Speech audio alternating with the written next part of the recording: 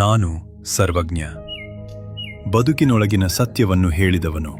15ನೇ ಶತಮಾನದಲ್ಲಿ ಇಂದಿನ ಕರ್ನಾಟಕದ ಹಾವೇರಿ ಜಿಲ್ಲೆಯ ಅಬಲೂರಿನಲ್ಲಿ ನನ್ನ ಜನನ.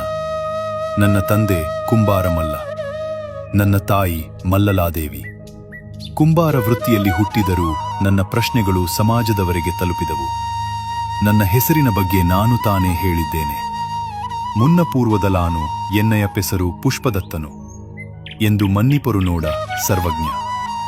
ಮೊದಲು ನನಗೆ ಪುಷ್ಪದತ್ತ ಎಂಬ ಹೆಸರಿತ್ತು. ಆದರೆ ನನ್ನ ಮಾತುಗಳ ಅರ್ಥವನ್ನು ನೋಡಿ ಜನರೇ ನನ್ನನ್ನು ಸರ್ವಜ್ಞ ಎಂದು ಕರೆಯಲಾರಂಭಿಸಿದರು. ಯೌವನದಲ್ಲೇ ನಾನು ಮನೆ ತೊರೆದೆ. ಶಿವ ಮತ್ತು ಪಾರ್ವತಿಗಳನ್ನೇ ನನ್ನ ನಿಜ ಪೋಷಕರು ಎಂದು ನಂಬಿ ಸತ್ಯದ ಹುಡುಕಾಟಕ್ಕೆ ಹೊರಟೆ.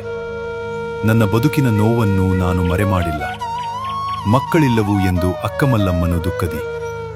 ನನ್ನ ತಾಯಿಯ ದುಃಖ ನನ್ನ ಹೃದಯವನ್ನು ಕದಡಿತು. ಅದೇ ನೋವು ನನ್ನ ಕಾವ್ಯದಲ್ಲಿ ಸತ್ಯವಾಯಿತು. ನಾನು ಜನರಿಗೆ ಹೇಳಿದ್ದು ಅಲಂಕಾರದ ಮಾತಲ್ಲ, ಬದುಕಿನಿಂದ ಹುಟ್ಟಿದ ಪಾಠ.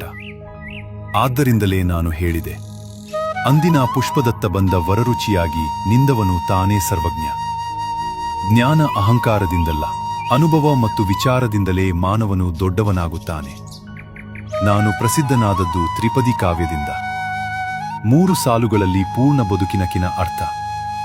ಧರ್ಮ, ನೀತಿ, ಅಹಂಕಾರ, ಸುಳ್ಳು, ಸತ್ಯ ಎಲ್ಲವನ್ನೂ ಸರಳವಾಗಿ ನೇರವಾಗಿ ಹೇಳಿದೆ. ನನ್ನ ಕಾವ್ಯ ಅರಮನೆಗಾಗಿ ಅಲ್ಲ, ಪಂಡಿತರಿಗಾಗಿ ಮಾತ್ರವೂ ಅಲ್ಲ, ಸಾಮಾನ್ಯ ಜನರ ಬದುಕಿಗಾಗಿ. ಮಕ್ಕಳೇ, ಪ್ರಶ್ನೆ ಕೇಳಿ, ಯೋಚಿಸಿ, ಸತ್ಯವನ್ನು ಧೈರ್ಯದಿಂದ ಹೇಳಿ. ಅದೇ ನನ್ನ ಜೀವನದ ಪಾಠ. ಈ ಮಾತು ನಿಮಗೆ ತಲುಪಿದರೆ ಮನದಲ್ಲಿ ಉಳಿಸಿಕೊಳ್ಳಿ, ಇತರರೊಂದಿಗೆ ಹಂಚಿಕೊಳ್ಳಿ, ನಿಮ್ಮ ಅಭಿಪ್ರಾಯವನ್ನು ಹೇಳಿ. ಸತ್ಯದ ದಾರಿಯಲ್ಲಿ ಜೊತೆಯಾಗಿರಿ.